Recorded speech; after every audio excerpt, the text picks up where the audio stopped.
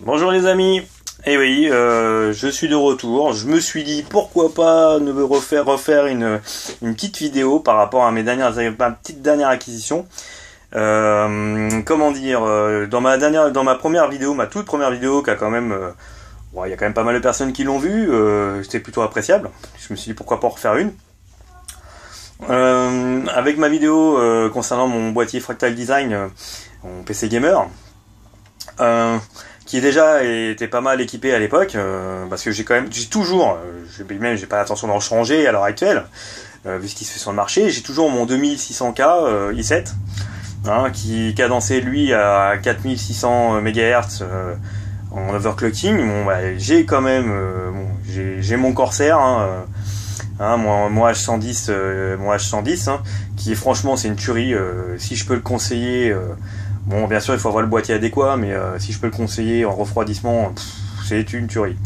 Bon, c'était le petit aparté. Par contre, dans ma vidéo, j'avais aussi mes 8 Go,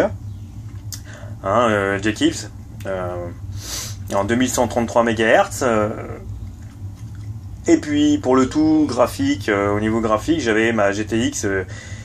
Je dis bien j'avais parce que oui c'est ça ma dernière acquisition, ouais, je l'ai changé. Donc à l'époque j'avais ma GTX Gainward Phantom, la 680 là, de chez Gainward, en 2 Go, qui était aussi une tuerie à l'époque, et on peut savoir quand même que celle-ci peut encore largement rivaliser avec les 760. Donc c'est d'où pourquoi j'arrivais quand même à faire tourner Watch Dogs, qui est un jeu assez gourmand, pratiquement en tout ultra. Mis à part, il fallait que je change la résolution de l'écran, l'ouverture de l'écran, sinon tout le reste était pratiquement en ultra. Mais bon, j'avais envie de pousser parce que je me suis dit les jeux qui vont arriver bientôt vont devoir être tournés en 4K, graphiquement ils vont être gourmands de plus en plus, donc 2 Go ça va commencer à devenir limite. Bon, là dernièrement je faisais tourner largement en ultra, je le faisais tourner de toute façon, le NBA de K15, qui lui était un minimum avec une carte graphique de 2 Go, donc je vous raconte pas, ma carte graphique chauffait quand même pas mal, bien que mon boîtier était plutôt bien ventilé.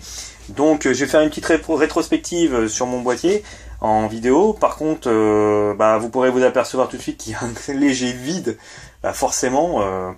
Pour me payer le petit bébé que je vais vous montrer dans la vidéo, ainsi que le reste, il a fallu que je la vende, et que je vende aussi mon alimentation, parce que je vous explique quand même que dedans j'ai changé mon alimentation, parce que bon, je vais vous laisser deviner, découvrir un petit peu au fur et à mesure de la vidéo, puis vous verrez, parce que je peux même pas tout dire comme ça. Voilà. Donc là hop. Alors. Voilà mon boîtier. Le boîtier, tout le monde le connaît par rapport à l'ancienne vidéo. Hein. Donc là, j'ai juste défait le capot pour être tranquille. Voilà. Donc comme on peut voir, je pose le capot. Hop là. Comme on peut voir, ça n'a pas énormément changé par rapport à la config que j'avais avant. J'ai toujours mon water cooling en façade. Voilà. Monté en Noctua. Hein.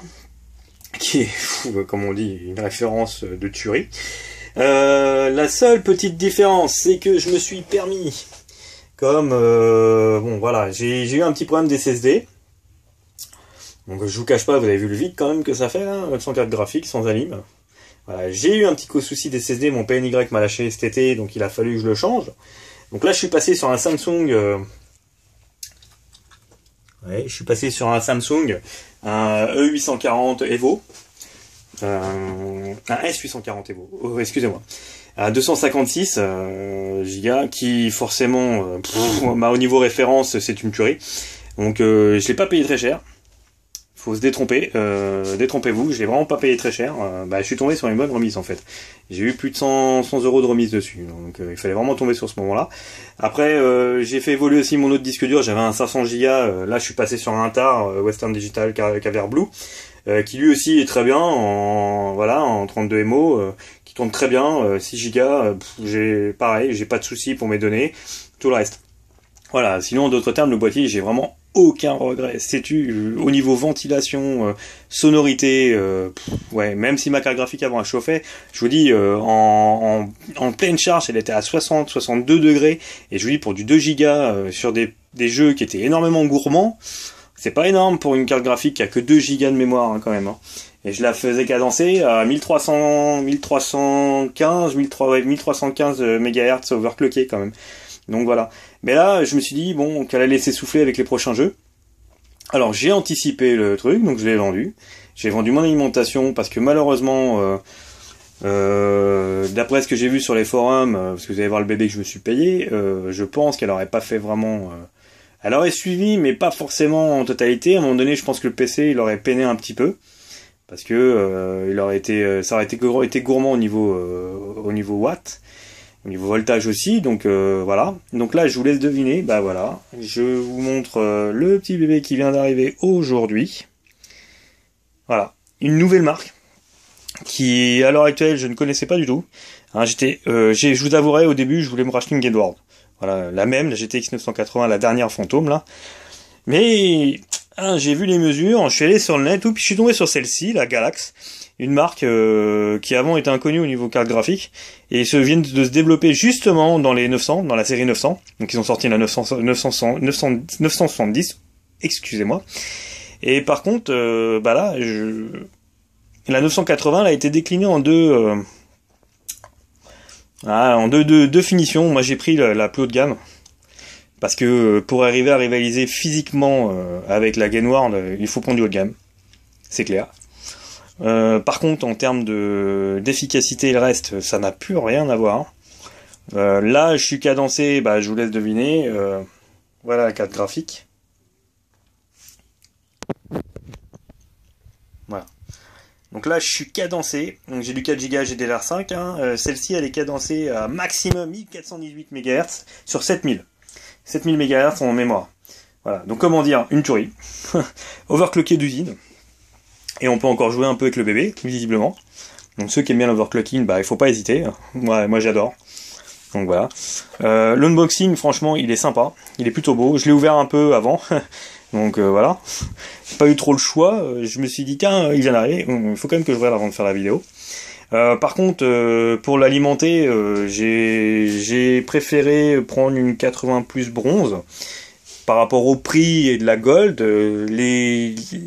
les données sont pratiquement équivalentes. Par contre, bah voilà, j'ai pris une NEPA.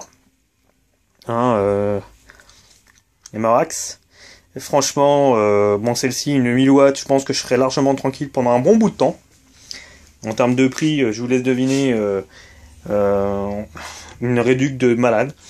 Voilà. Donc bah là, je vais vous montrer tout de suite le bundle. Donc je l'ai ouvert, basique. Un bundle de cartes graphiques haut de gamme. Vraiment très bien fait, très bien fini. Bah voilà. Là vous l'avez. Franchement, une protection toujours du haut de gamme. Je pense qu'ils ont vraiment l'intention de faire d'aller très loin en fait. Alors. Voilà, la petite étiquette, veuillez pas déranger. Bon, moi j'en ai pas trop besoin à mon niveau. Donc, mais c'est toujours sympa d'avoir ça. Alors le CD, ça, on n'y échappe pas. Le CD d'installation, mais il faut quand même savoir que tout ça, on peut le télécharger sur le net sans le problème. Mais bon, c'est toujours bien de le mettre, hein, pour ceux qui ne le savent pas forcément. Donc voilà, la lime, les fiches alimentation. Voilà, donc je vous dis clairement, c'est 2 fois 8 pins, donc c'est aussi pour ça qu'il fallait que je change d'alimentation, parce que je me suis dit, bah, ça va pas tenir un coup, c'est clair. Hein. Donc les fiches basiques, voilà. Ça c'est du basique. Par contre, j'aurais espéré, là je viens de vérifier, sur ma Game World quand même, j'avais du DVI HDMI, et là c'est du DVI VGA. Ils sont quand même pas foulés, ils sont pas fait chier franchement. Mais bon, c'est pas grave, hein, parce que quand on voit la bête, là franchement, comme je vous dis, je l'ai déballé. Donc attention, hop, voilà la bête. De toute beauté. Voilà. Donc d'après ce que j'ai compris, les ventilos extérieurs blancs c'est du 80, celui du milieu c'est du 92 ou 90. Silencieuse, mais alors à souhait, d'après ce que j'ai pu comprendre, c'est aussi pour ça que ça m'a fait décider. Hein. Comme on peut voir, une finition de taré. La plaque blanche, franchement, moi je l'ai vu tourner sur d'autres vidéos, c'est ce qui m'a fait... C'est aussi pour ça que j'ai fait cette vidéo, là, parce que, franchement... voilà. Vous voyez le derrière, la façade. Elle est vraiment belle. Mais vraiment belle. Donc les 8 pins. Et puis ce qui néglige pas du tout, qui est vraiment pas négligeable, je vais vous montrer ce que n'avait pas la Gainward. Une plaque de protection de l'autre côté, mais vraiment design.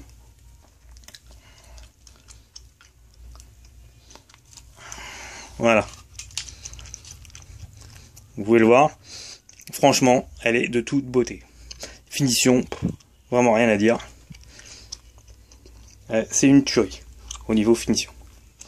Voilà. Radiateur Keloduc, franchement, voilà, je refais un petit peu le tour, mais je suis désolé les amis, je peux pas résister, il va falloir que je la monte. Donc ce que je vais faire, je referai une petite vidéo pour vous montrer comment ça tourne. Hein, avec aussi une autre petite vidéo derrière en faisant tourner NBA. Et puis vous me direz par la suite ce que vous en pensez, et puis voilà. Voilà. Et puis à plus tard.